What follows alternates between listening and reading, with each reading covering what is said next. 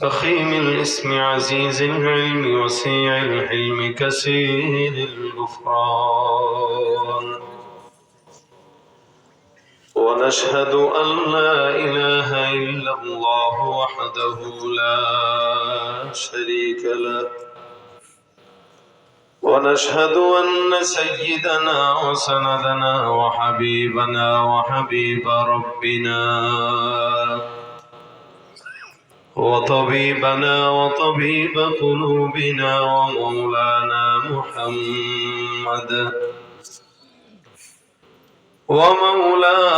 محمدا عبده ورسوله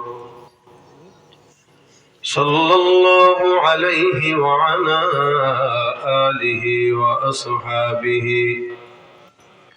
وبارك وسلم تسليما كثيرا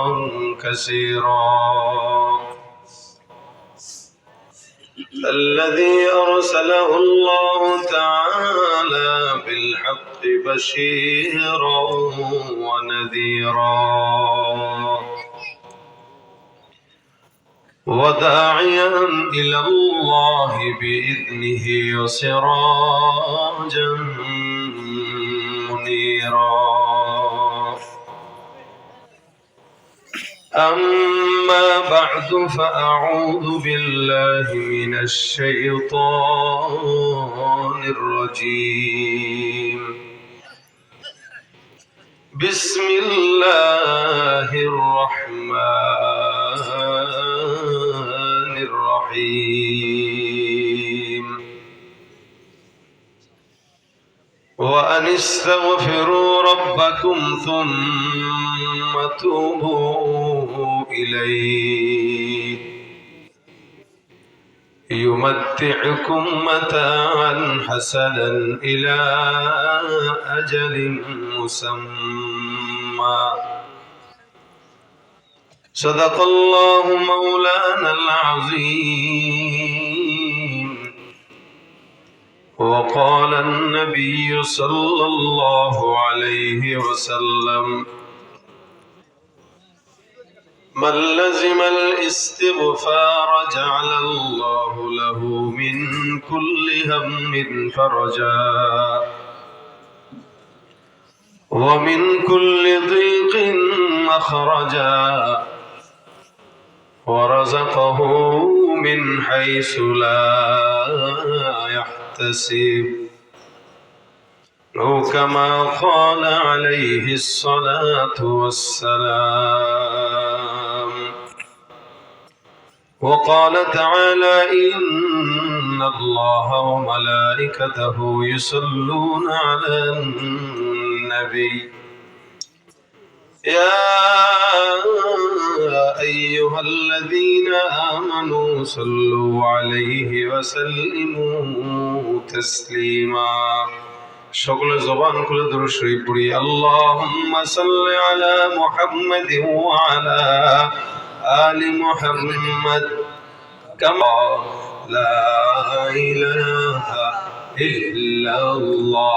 আওয়াজ দিয়ে জবান খুলে লা ইলাহা ইল্লাল্লাহ লা ইলাহা ইল্লাল্লাহ লা ইলাহা ইল্লাল্লাহ লা ইলাহা ইল্লাল্লাহ লা ইলাহা ইল্লাল্লাহ লা ইলাহা ইল্লাল্লাহ লা ইলাহা لا إله إلا الله محمد رسول الله صلى الله عليه وسلم. الحمد لله. যতদিন হায়াত বাঁচায় রাখে আল্লাহ ততদিন হকের পক্ষে কথা বলে যাব। খুন গুম অত্যাচার নিপীড়ন জুলুমের ভয় মুসলমানকে দেখিয়ে লাভ নাই। মুসলমান মরে একবার বাঁচে একবার, মরার মতো মরবো, বাঁচার মতো বাঁচবো। হায়াত যতদিন আছে আল্লাহর জন্য বাঁচবো, হায়াত শেষ তো জান্নাতে চলে যাবো ইনশাআল্লাহ। ভয় করবো কাকে?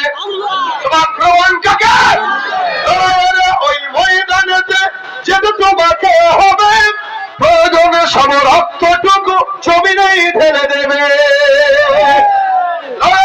ওই ময়দানেতে যেতে তোমাকে হবে, প্রয়োজনে সব রক্তটুকু জমিনেই ঢেলে দেবে। তবুও তোমায় লড়তেই হবে, মানিবে না পরাজয়। তবুও তোমায় লড়তেই হবে, মানিবে না পরাজয়। বিপ্লব মানে জীবন দেয়া বসে থাকা নয়, সে কোনদিন আসবে না রে, করো যদি ভয়। ভয় পাবো কাকে? আসবে বিজয় রক্ত আর জীবনের বিনিময়, আসবে বিজয় রক্ত আর জীবনের বিনিময়। বিপ্লব মানে জীবন দেয়া বসে থাকা নয়, সে কোনদিন আসবে না রে, করো যদি ভয়। ঠিক কিনা? ভয় পাবেন কাকে? কাকে? আল্লাহু আকবার। আওয়াজ দিয়ে শরীর গরম করেন মিয়া। যতক্ষণ থাকবেন যাতে শয়তান না খুঁজায়, দোস্ত কম্বলের নিচে যান। কেউ ঠিক না? শীত যত বেশি লাগবে শয়তান বলবে বেটা ওঠ ওঠ। ও দেখছেন আওয়াজ দিচ্ছেন ঢুকতেছে, বুঝছেন? আওয়াজের একটা ব্যাপার স্যাপার আছে না? কথা কয় না, আসেনি? এটা হলো ব্যাপার। মনে করছে কি রে সব চুপচাপ কোনো মতে বসে রয়েছে, মনে সব ঘুমায়। এমন আওয়াজ দিবেন যেগুলা চটপটির দোকানে আছে যেন লুঙ্গি বাঁধতে বাঁধতে দৌড়ায়। কথা ঠিক আছে? মুরব্বীরা তৈয়ার? মুরব্বী বাবারা তৈয়ার আছেন তো?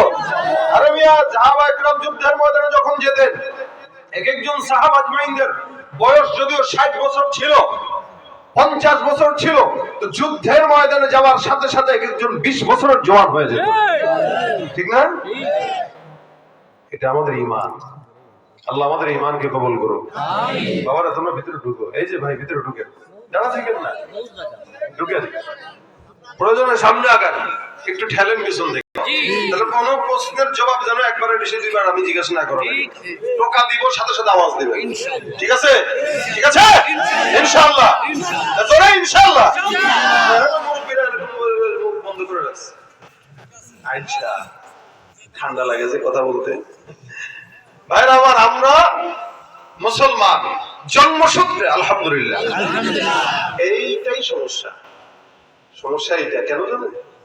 দেখবেন যেই বাপের টাকা আছে আর বাপের হোটেলে বসে বসে যে সন্তান খায়, বাপের কষ্টের টাকার মূল্যায়ন সন্তান করে না। যে সন্তানের বাবা ছেড়ে দেয়, কামাই করা শিখে ওই সন্তান বুঝে যে টাকা কামানোর মর্যাদা কত। আর ঠ্যাংের উপরে ঠ্যাং তুলে যে খায়, ও বাবার টাকা দিয়া বাবা খায়। বাবার টাকা দিয়া বাবা খায়।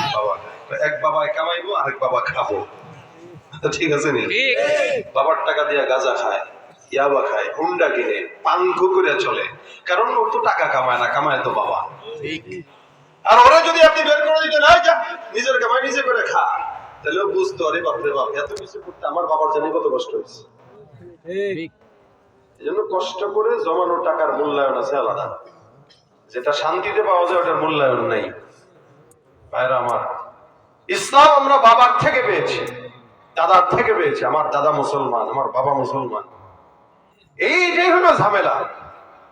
বাপ দাদার থেকে ইসলাম পাওয়ার কারণে সহজে পেয়ে গেছি, এই কারণে মূল্যায়ন কম। যদি সাহাবা আজমাইনদের মতো রক্ত দেওয়া লাগতো, জীবন দেওয়া লাগতো, প্রত্যেকটা পদক্ষেপে ইসলাম ফলো করতাম। বুঝলেন? ফ্রি পাইছে, ফ্রি, এজন্য এটার মূল্যায়ন নাই। মুসলমান আমরা সবাই। আমি আপনাদেরকে যদি প্রশ্ন করি, বলেন তো এখানে এমন কোন ব্যক্তি আছেন যে বলতে পারবেন যে আলহামদুলিল্লাহ আমার জিন্দেগিতে কোনো গুনাহ নাই? এ পাশে আছেন কেউ? এ পাশে কেউ আছে? আচ্ছা, বাংলাদেশে কেউ আছে? হ্যাঁ, সারা বিশ্বে কেউ আছে যে ব্যক্তি গুনাহ করে নাই? এমন কেউ আছে? একটা মানুষ নাই যে বলবে আমার জীবনে কোনো গুনাহ নাই। একটা মানুষও নাই, বাংলাদেশেও নাই। তবে বাংলাদেশে একজন আমরা পেয়েছিলাম বেশ কিছুদিন আগে, এক বুজুর্গর নাম আমরা দেখছি।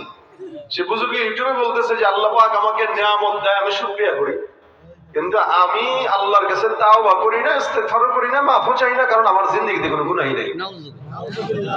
নাউজুবিল্লাহ। আস্তে কইলেন নাউজুবিল্লাহ। নাম হলো আব্দুল লতিফ সিদ্দিক। এর আগে একবার হজের বিরোধিতা সে করছিল, আর এখন বলতেছে কি আমার জীবনে কোনো গুনাহ নাই। তাও এমনি এমনি, এই যে দেখেন আমি দেখাই এভাবে, আমার জীবনে কোনো গুনাহ নাই, আমি কোনো গুনাহ করি নাই। এভাবে মানে কত বেটা, কত বড় বেটা, সে কোনোদিন গুনাহ করে না। এর শয়তান তো ওরা দেখলে কয় আল্লাহ আমারে না বানায়, তারে বানাইলেই দরকার আছে। আমি কি শয়তান, ও আমার চেয়ে বড় শয়তান, ওরে তো আমার পীর বানানো দরকার, আমি ওর মুরিদ। এমন দুই একটা আব্দুল লতিফ সিদ্দিকী থাকলে সারা বিশ্বে আর শয়তান দরকার হবে না। অথচ আমিরুল মুমিনিন ওমর বলতেছেন যে আল্লাহ, কেউ যদি জাহান্নামে যাওয়া লাগে আমি মনে হয় যাব, আর কেউ যদি জান্নাতে যাওয়া লাগে তা আমিই যাব। সুবহানাল্লাহ, হাদা ঈমান। আল ঈমান হুয়া বাইনাল খাউফি ওয়ার রাজা। নবী বলেন ঈমানটা ভয় আশা, এই দুটার মাঝামাঝি জায়গা। ভয় থাকবে জাহান্নামের, আশাও থাকবে জান্নাতের।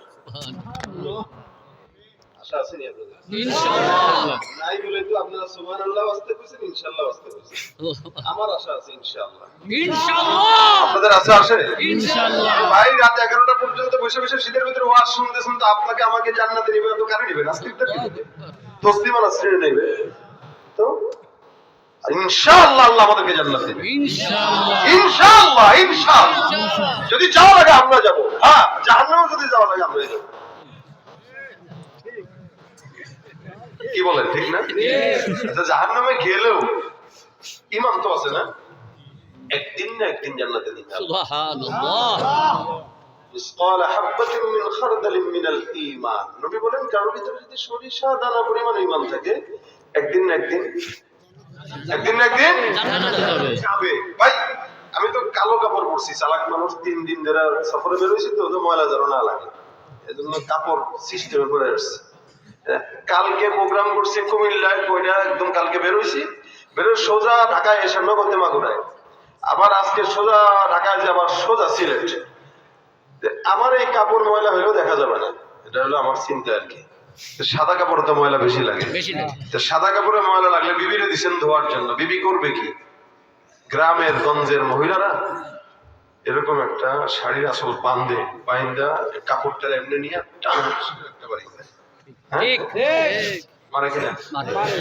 আপনি চিন্তা করলেন 700 টাকা গজের কাপড়, সুবহানাল্লাহ, যেমনি আসার দেওয়া শুরু করছে, কাপড় 2 দিনে ছিঁড়ে যাবে, ঠিক না?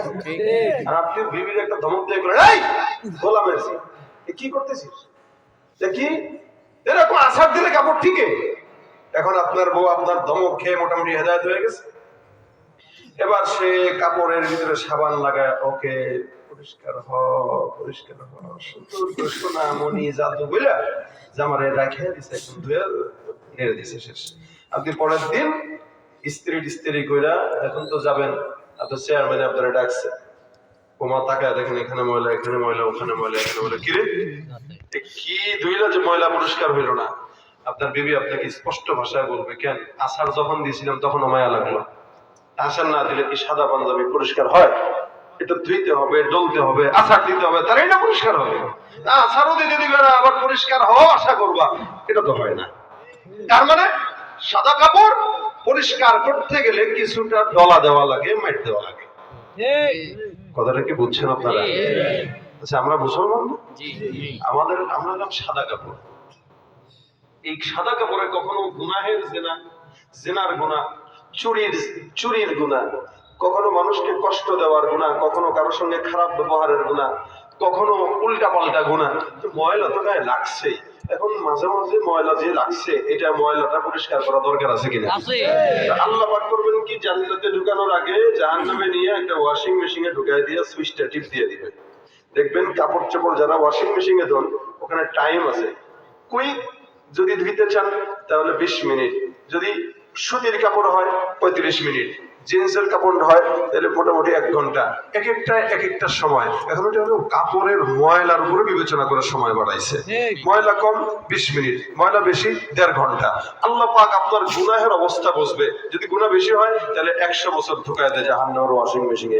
এই যে ঢুকায় দিবে, ওয়াশিং মেশিন ঘুরতে ঘুরতে ঘুরতে ঘুরতে আপনার ময়লা সাফ হবে, আল্লাহকে বল যা এখন জান্নাতের উপযুক্ত হয়ে গেছিস। সুবহানাল্লাহ। জান্নাতে আমরা যেহেতু মুসলমান হয়ে গেছি, আমরা গুনাহ করলেও জান্নাত, না করলেও জান্নাত। তবে গুনাহ করলে হয়তো 5 বছর পরে, আর গুনাহ না করলে মরার সাথে সাথে জান্নাত তো দিবে নাকি?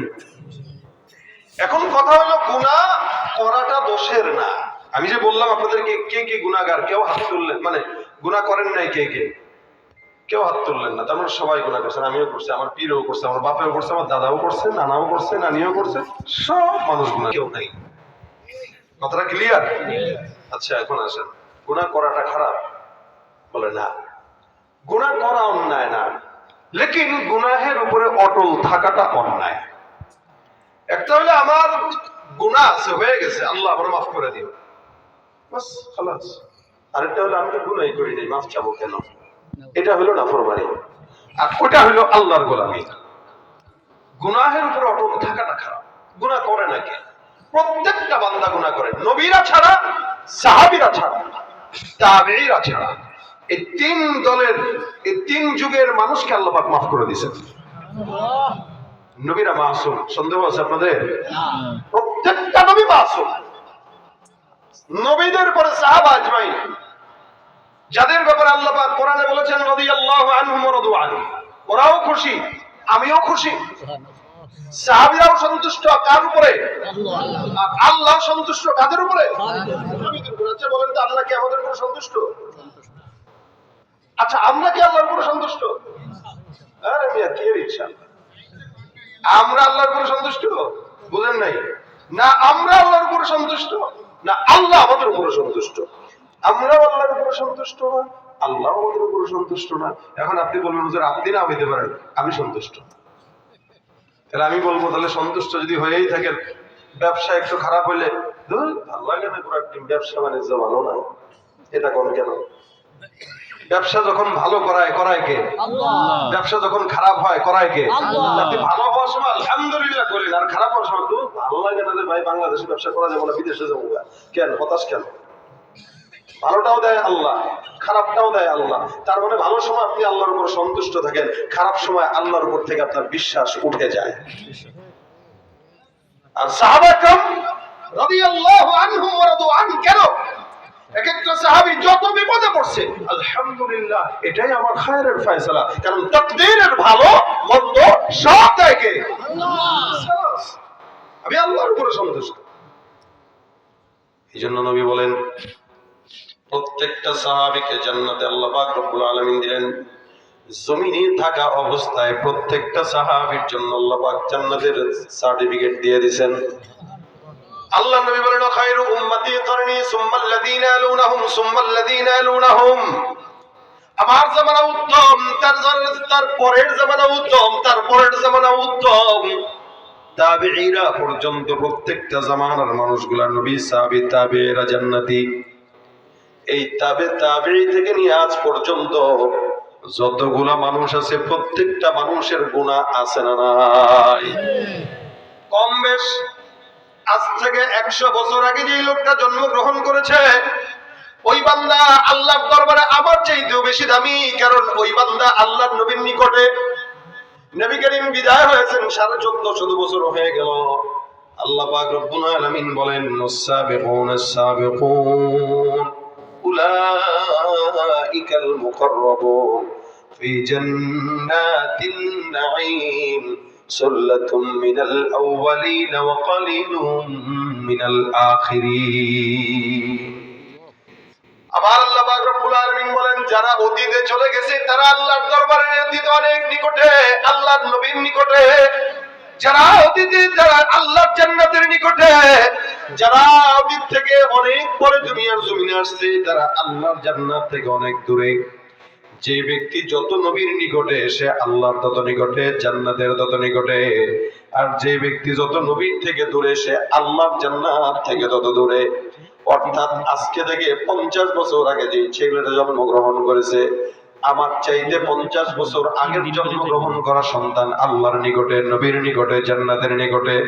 কারণ আজ থেকে 50 বছর আগে যে ফিতনা আমরা কল্পনাও করি নাই, আমাদের মা বাবারা কল্পনাও করে নাই, দাদারা কল্পনাও করে নাই, ওই ফিতনা এখন আমাদের বাচ্চার হাতে হাতে আছে। এই জন্য জামানা যত নিকটে আল্লাহর নিকটে, জামানা যত বান্দার নবীর নিকটে, মানুষ তত জান্নাতের নিকটে। জামানা যত রাসূলের থেকে দূরে, মানুষ তত জান্নাত থেকে দূরে। এই কারণে আমার আল্লাহ পাক রব্বুল আলামিন বলেন ওয়াস-সাবিকুনাস সাবিকুন উলাই উলাইকাল মুকাররাবুন ফি জান্নাতিন নাঈম সুল্লাতুন মিনাল আউয়ালিন ওয়া কালিলুম মিনাল আখিরিন। অধিকাংশ বান্দারা যারা পয়গম্বরের নিকটে এরা আল্লাহর জান্নাতে যাবে। যদিও আমাদের দেশে অনেক মানুষরা আকাবিরদেরকে গালি দেয়, আল্লাহওয়ালাদেরকে গালি দেয়, বুজুর্গদেরকে গালি দেয়, এরা নাকি ইসলাম বুঝে নাই, এরা নাকি দিন বুঝে নাই। কিন্তু মনে রাখবেন, আমাদের আকাবির বুজুর্গানে দিনরা ইসলাম আপনার কথা অনুযায়ী কম বুঝলেও তারা আল্লাহর জান্নাত বুঝেছে। আর আপনি আমি ইসলাম অনেক বুঝার পরেও আমরা আমল না করার কারণে আল্লাহর জান্নাত বুঝিও নাই, জান্নাতের নিকটেও না। এ ভাইরা আমার, আজ থেকে 30 বছর আগের কথাই বলি মনে করেন। আপনারা একটু দেখেন তো, আমি তো ছোটবেলায় নানি বাড়ি আসতাম। আমার এখনো পর্যন্ত মনে পড়ে আমার নানির চশমা ছিল, সুন্দর বিছানা ছিল, নামাজের বিছানা। প্রতিদিন সকালবেলা যখন ঘুম থেকে জাগতাম, আমি আমার নানিকে, আমার মাকে, আমার খালাদেরকে দেখতাম সকালবেলা সন্ধ্যাবেলা 2 বেলা মিনিমাম তেলাওয়াত করা ছাড়া কোনোদিন তাদেরকে আমরা দেখি নাই। সকালবেলা ফজরের নামাজের পরে সূরা ইয়াসিন তেলাওয়াত না করে কোনোদিন ঘরের কাজেই হাত দিত না, ঠিক কিনা? দেখেন না আপনারা এগুলো? আমাদের দাদাদেরকে, দাদিদেরকে, খালাদেরকে, খালুদেরকে, মাদেরকে, চাচিদেরকে, মামা মামিদেরকে আমরা দেখেছি সকালবেলা তেলাওয়াত করতো ইয়াসিন, বিকালবেলা ওয়াকিয়া, রাত্রিবেলা মুলকের তেলাওয়াত। প্রতিদিন সকালবেলা তারা তেলাওয়াত করতো, তেলাওয়াত করার পরে ঘরের কাজে হাত দিত। আর বর্তমান সময়ে কোরআন তাকের মধ্যে পড়ে, কোরআন তাকের মধ্যে ধোলা দূষিত হয়, তেলাওয়াত করার মতো লোক খুঁজে পাওয়া যায় না। আমি আমার মাকেও দেখেছি, বাবাকেও দেখেছি, এখনো পর্যন্ত দেখি প্রতিদিন সকালবেলা তেলাওয়াত করে, বিকেলবেলা তেলাওয়াত করে। ছোট যখন ছিলাম, ঘুম থেকে যখন জাগতাম, ঘুম থেকে জাগতাম কেন, তাকায় দেখতাম মা পাশে ওজিফা পড়ে, ছোট্ট একটা ওজিফা এখনো পর্যন্ত আছে। বাবার কোরআন তেলাওয়াতের আওয়াজে আমার সকালবেলা ঘুম ভাঙতো, মায়ের জিকিরের আওয়াজে আমাদের সকালবেলা ঘুম ভাঙতো। আজ থেকে 35-40 বছর আগে যদি বলি, আমাদের ঘুম ভাঙতো আমাদের মা বাবার কোরআন তেলাওয়াত আর জিকিরের আওয়াজে। আর বর্তমান সময়ের বাচ্চাদের ঘুম ভাঙে মা বাবার মোবাইল, ফেসবুক আর ইউটিউবের আওয়াজে। কি নজরে গো? এই যে আমরা আমাদের বাচ্চাদেরকে শিখিয়ে দিছি, হুজুর যে বললেন ফাআবাওয়া ইউহাউইদানিহি আও ইউনাসরানিহি আও ইউনাজিসানিহি, প্রত্যেকটা বান্দা ফিতরাতে ইসলামের উপরে জন্মগ্রহণ করে। মা যদি নাস্তিক হয়, সন্তান হয় বড় নাস্তিক। মা যদি বেঈমান হয়, সন্তান হয় বড় বেঈমান। এ মুসলমান, আমরা আমাদের মা বাবার কালাম থেকে শুনলাম, কোরআনের ধ্বনি শুনলাম, জবান থেকে শুনছি, যার কারণে আমরা কোরআন তেলাওয়াত করি। আর আমাদের বাচ্চারা মা বাবার জবান থেকে গান শুনে, সিনেমা শুনে, যার কারণে প্রত্যেকটা বাচ্চা দিন যত যায় নাস্তিক হইতেছে। ভাইরা আমার, এরপর আমরা মুসলমান দাবি করি, আমাদের লজ্জা লাগার কথা। মুসলমানের নামের বিষয় নয়, কামের বিষয়। আল্লাহ পাক ডাক দিয়া বলে, বান্দা গুনাহ করা দোষের না বান্দা, প্রত্যেকটা বান্দা গুনাহগার। কারণ বান্দার দিলের ভিতরে আমি গুনাহের মজা দিয়া দিলাম, আবার গুনাহের সাজার ভয় দিলাম। আল ঈমানু ওয়া বাইনাল খাউফি ওয়ার রাজা, ঈমান এমন একটা জিনিস যে বান্দা ভয় পাবে আবার আশাও হবে। যদি জাহান্নামের ভয় থাকে আমি জাহান্নামে যাব, জান্নাতের আশা থাকলে আমি জান্নাতে যাব ইনশাআল্লাহ, এটার নাম ঈমান। কিন্তু কোন বান্দা যদি বলে আমার গুনাহই নাই, বুঝতে হবে ওই বান্দার মতো বেঈমান বান্দা দুনিয়াতে আর নাই। আমিরুল মুমিনিনের মতো লোক পেরেশান হয়ে গেছে। হযরত ওমরের কথা বলি, ওমর রাদিয়াল্লাহু তাআলা আনহুর জামানায় হযরত রাসূল করিম সাল্লাল্লাহু আলাইহি ওয়াসাল্লাম হুযায়ফা ইবনুল ইয়ামান রাদিয়াল্লাহু তাআলা আনহুর কাছে মুনাফিকের লিস্ট দিয়েছিলেন। মদিনার মধ্যে কে কে মুনাফিক কেউ জানতো না, হুযায়ফা জানতো। হযরত হুযায়ফা রাদিয়াল্লাহু তাআলা আনহু যখন মুনাফিকের লিস্ট নেয়, ওমর যা ডাক দেয়া বলেন, হুযায়ফা বলো আমার নামটা কি তুমি হুযায়ফার খাতার মধ্যে আছে নাকি না আছে, একটু আমারে জানায় দাও। হযরত হুযায়ফা রাদিয়াল্লাহু তাআলা আনহু বলেন, না না, আমার জানানো যাবে না। কার নাম মুমিনের খাতায়, কার নাম মুনাফিকের খাতায় আমার মাওলা ছাড়া কেউ জানে না। আমি জানি, আল্লাহ জানে, নবীর নিষেধ। নবী বলছেন খবরদার বলা যাবে না। যার কারণে বলবো না আমিরুল মুমিনের চোখে ঘুম নাই। আয় হায়, আমি ওমর, ইসলামের দ্বিতীয় খলিফা, আমার নামটা যদি মুনাফিকের খাতায় থাকে, আল্লাহ, আমি কি জান্নাতে যাব নাকি জাহান্নামে যাব, এটা আমি ছাড়া, তুমি ছাড়া, এ মালিক তুমি ছাড়া কেউ জানে না। আমারও তো জানার কথা না, কারণ আমি তো পেরেশানিতে আছি। আমি নিজেকে বড় খলিফাতুল মুসলিমিন দাবি করি, মনে করি, কিন্তু আমার নামটা যদি মুনাফিকের খাতায় থাকে তবে আমার মত কপাল পরা জমিনের মধ্যে আর কেউ থাকবে না। হুযায়ফা যখন বলে নাই তার নামটা কোন জায়গায় আছে, ওমরের চোখে ঘুম নাই। ওমর বাসায় যায়, একদিন, 2 দিন, 3 দিন ওমরের চোখে ঘুম আসে না। রাত্রেবেলা ওমর শুয়ে আছে, হঠাৎ করে মাথার মধ্যে পেরেশানি। এই হায় ওমর, আর কত শুয়ে থাকবি, তাড়াতাড়ি যা হুযায়ফার দরবারে যা, তোর নামটা কোন জায়গায় আছে একটু নিশ্চিত হয়ে আয়। 3 দিন 3 রাত হয়ে গেল, ওমরের ঘুম নাই চোখে। আমিরুল মুমিনিন দৌড় দিয়ে রাতের বেলা অন্ধকারে যায়, হুযায়ফাকে ডাকে। হুযায়ফা ডাক দিয়া কয়, হে কে, ঘরের দরজার মধ্যে এত রাতে কে আসছো? ওমর ডাক দিয়া বলে, আমি ওমর। হুযায়ফা ডাক দিয়া বলে, আমিরুল মুমিনিন, গভীর রাতে আমার ঘরের মধ্যে আপনার কি কাজ?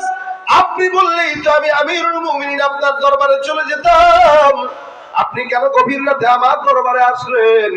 ওমর ডাক দিয়া বলে, হুযায়ফা, এই 3টা দিন পর্যন্ত আমার মাথায় একটা কথা, একটা প্রশ্ন, এই প্রশ্নের জবাব যতদিন পর্যন্ত আমি ওমরের মাথায় না ঢুকবে ততদিন পর্যন্ত আমার ঘুম আসবে না। আমিরুল মুমিনিন বলতেছে, হুযায়ফা, আমি তোমার কাছে গভীর রাতে চলে আসলাম একটা কথার জবাব নেওয়ার জন্য। তুমি বলো, আল্লাহর কসম করে বলবা, আমি ওমর যদি জমিন থেকে বিদায় হয়ে যাই, তুমি হুযায়ফা আমি ওমরের লাশের জানাজার নামাজটা পড়বা কিনা? আমিরুল মুমিনিনের মতো একজন সাহাবী, যে সাহাবী বলতেছে হুযায়ফাকে, হুযায়ফা, আমার ইন্তেকালের পর তুমি আমার লাশের জানাজার নামাজটা পড়বা কিনা একটু বলো। হযরত হুযায়ফা রাদিয়াল্লাহু তাআলা ডাক দিয়া কয়, কি বলে? আপনার মতো একজন সাহাবী ওমর, আপনার লাশের জানাজা আমি পড়বো না, এটা হতে পারে না। কি বলেন না বলেন, আল্লাহকে সাক্ষী রেখে বলতেছি, আপনি যদি আমার আগে দুনিয়া ত্যাগ করেন, ইনশাআল্লাহ আপনার লাশের জানাজার সামনের কাতারে দাঁড়ায় পড়বো। আমিরুল মুমিনিন তার জবাব আবার স্বীকারোক্তি দিলেন, বলো আমার জানাজার নামাজ পড়বা কিনা? হুযায়ফা ডাক দিয়া বলেন, হ্যাঁ হ্যাঁ অবশ্যই পড়বো। আবার ওমর ডাক দিয়া বলেন, আবার বলো পড়বা কিনা? হুযায়ফা ডাক দিয়া বলেন, হ্যাঁ আপনার জানাজা আমি পড়বো ইনশাআল্লাহ, আল্লাহ সাক্ষী। আমিরুল মুমিনিন ডাক দিয়া, আলহামদুলিল্লাহ, এ আল্লাহ তোমার শুকরিয়া, আমার জানাজার নামাজটা হুযায়ফা পড়বে, আমার দিলের মধ্যে আর কোনো কষ্ট নাই, আমার দিল শান্তি হয়ে গেছে। আমার লাশের জানাজা হুযায়ফা যেহেতু পড়বে, আমি আর আজকে থেকে কোনো টেনশন নাই, নিশ্চয়ই আমার নামটা ইমানদারের খাতায় আছে। হুযায়ফা ডাক দিয়া বলে, আপনি কেমনে বুঝলেন? কি কারণে আমাকে গভীর রাতে জানাজা পড়বো কি পড়বো না প্রশ্নের জন্য আমার ঘরে চলে আসলেন? আমিরুল মুমিনিন বলে, হুযায়ফা, তুমি যে আমাকে সেদিন জিজ্ঞাসা করলাম আমার নামটা কি মুমিনের খাতায় নাকি ইমানদারের খাতায় নাকি মুনাফিকের খাতায়, তুমি আমাকে বলো নাই। সেদিন থেকে আজ পর্যন্ত 3 দিন 3 রাত হয়ে গেল, আমি ঘুমাইতে পারি না। আল্লাহর কসম আমার টেনশনে ঘুম আসে না, কারণ আমি আমিরুল মুমিনিন ওমর। এই ওমর যদি আল্লাহর দরবারে যাওয়ার পরে জান্নাত না পাই, আমার দাম কুকুরের দাম 1 সমান। আর যদি আমি আমিরুল মুমিন দুনিয়ার জমিন থেকে যাওয়ার পরে জান্নাত পাই, তাহলে আমি আল্লাহর দরবারে প্রিয়, নবীর দরবারেও প্রিয়। যদি ওমরের ব্যাপারে আল্লাহ নবী বলেছেন, লাউ কানা বাদি নাবিয়্যুন লাকানা ওমর ইবনুল খাত্তাব, আমার পরে কোন নবী যদি আল্লাহ পাঠাইতেন, আমার পরের নবীটাই হয়তো আমার সাহাবী ওমর। এত পাওয়ারফুল সাহাবী, যেই সাহাবী নবী হওয়ার যোগ্যতা রাখে, ওই সাহাবী টেনশন করতেছে জান্নাত পাবো কি পাবো না। হুযায়ফা ডাক দিয়া বলে, তাহলে আমার কাছে আপনি জানাজার নামাজের কথা কেন জিজ্ঞাসা করলেন, একটু খুলে বলেন। ওমর ডাক দিয়া বলেন, হুযায়ফা, আমি আল্লাহর নবীর থেকে যখন জানলাম তোমার কাছে মুনাফিকের লিস্টি আছে, আমি যখন জানলাম, আমি এটাও জানি তুমি যেহেতু মদিনার মধ্যে মুনাফিককে ইমানদারকে এটা তুমি ভালো করে জানো, তার মানে তুমি সমস্ত মুমিনের জানাজার নামাজ পড়ো, কোন মুনাফিকের জানাজার নামাজ তুমি হজায়রা পড়ো না। যেহেতু আমি ওমরের জানাজার নামাজ তুমি পড়বা, তার মানে বোঝা গেল আমি ওমরের নামটা মুনাফিকের খাতায় নাই।